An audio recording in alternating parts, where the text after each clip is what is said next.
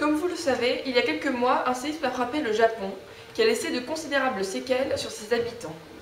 La centrale nucléaire Fukushima a été touchée par cet événement. C'est ainsi que de nombreuses radiations se sont propagées et sont très nocives pour les humains.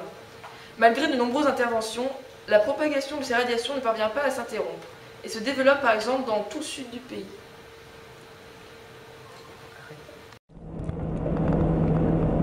Quatre jours après leur arrivée au Japon, une vingtaine d'experts de l'AIEA s'est finalement rendue sur le site de Fukushima. Ils viennent de 12 pays différents. Leur mission, inspecter en profondeur la centrale nucléaire gravement endommagée. Ils doivent donner leurs conclusions au gouvernement japonais la semaine prochaine avant de présenter un rapport à Vienne fin juin lors de la conférence sur la sûreté nucléaire. Les inspecteurs de l'AIEA ont dit vouloir effectuer une évaluation préliminaire des questions de sécurité. Ce vendredi, ils ont donc observé de l'extérieur les 4 réacteurs les plus endommagés de la centrale, alors que TEPCO a fait état d'une nouvelle fuite radioactive. L'exploitant de la centrale a avoué qu'une enceinte de stockage avait laissé échapper 57 tonnes d'eau contaminée et Greenpeace d'assurer de son côté avoir relevé des taux de radioactivité 50 fois supérieurs à la limite autorisée dans des algues au large du Japon.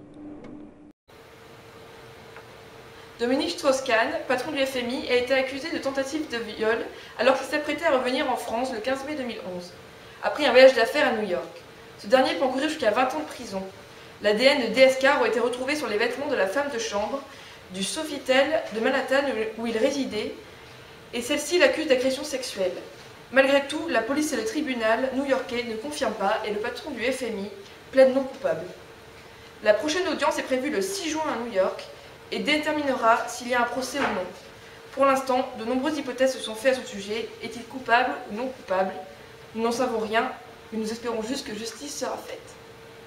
Ah oui, effectivement, ici, il a forcément éprouvé un grand soulagement. On l'imagine ce soir en se disant, en revenant à Rikers Island, que c'était sa dernière nuit dans cette prison. Eh bien, la réalité, c'est ce qui l'attend à la sortie dans quelques heures s'annonce beaucoup plus difficile, beaucoup plus douloureux et surtout beaucoup plus long. Des semaines, des mois d'une procédure d'une grande violence, très coûteuse également. Et puis, une vie confinée dans cet appartement qui sera assurément très difficile. Et enfin, si tout cela va au bout, à son terme, la perspective réelle d'une peine de prison qui pourrait être de plusieurs années.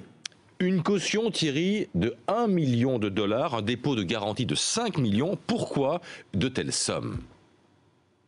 On a bien senti tout au long de cette audience finalement qui s'est avérée beaucoup plus longue que prévu que le juge Michael Lobus voulait faire passer 2 messages à la fois. Le premier message, c'est qu'il considérait qu'en effet, juridiquement, il n'y avait pas de raison de garder Dominique Strauss-Kahn en prison et que donc la libération sous caution était acceptable. Mais deuxième message, il a voulu absolument ne prendre aucun risque, avoir toutes les garanties possibles que Dominique Strauss-Kahn ne pourrait pas s'échapper. C'est pour ça qu'il a posé des tas de questions, une parmi beaucoup d'autres. Comment, par exemple, fonctionnait un bracelet électronique, à partir de quel moment, dans quelles conditions il allait se déclencher. Et cette somme extrêmement élevée, c'était aussi une façon de faire passer ce message-là. Rien que les mesures de sécurité, Thierry, vont lui coûter, parce que c'est lui qui va payer quelques 200 000 dollars par mois.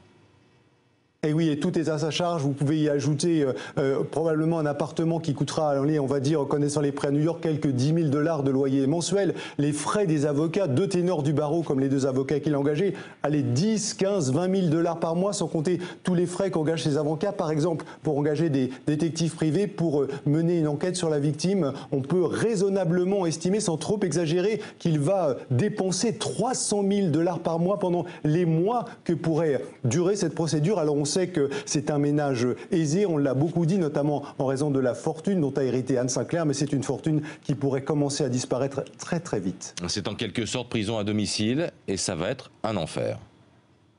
C'est absolument incroyable le régime qui lui est imposé, très rare même ici aux États-Unis. Imaginez ça, le bracelet à la cheville, des caméras partout dans l'appartement et en plus des gardes, des personnes armées autour de lui. Vous savez, je me disais tout à l'heure que la dernière fois que je me trouvais face à ce tribunal, c'était pour voir y arriver Bernard Madoff. Vous vous souvenez, Bernard Madoff, l'escroc du siècle, il avait fait disparaître une vingtaine de milliards de dollars, ruiné des familles américaines par centaines. Eh bien lui, il était assigné à résidence chez lui seulement le soir, entre 7 h du soir et 9 h du matin. Le reste du temps, il pouvait tranquillement se promener et aller faire ses courses.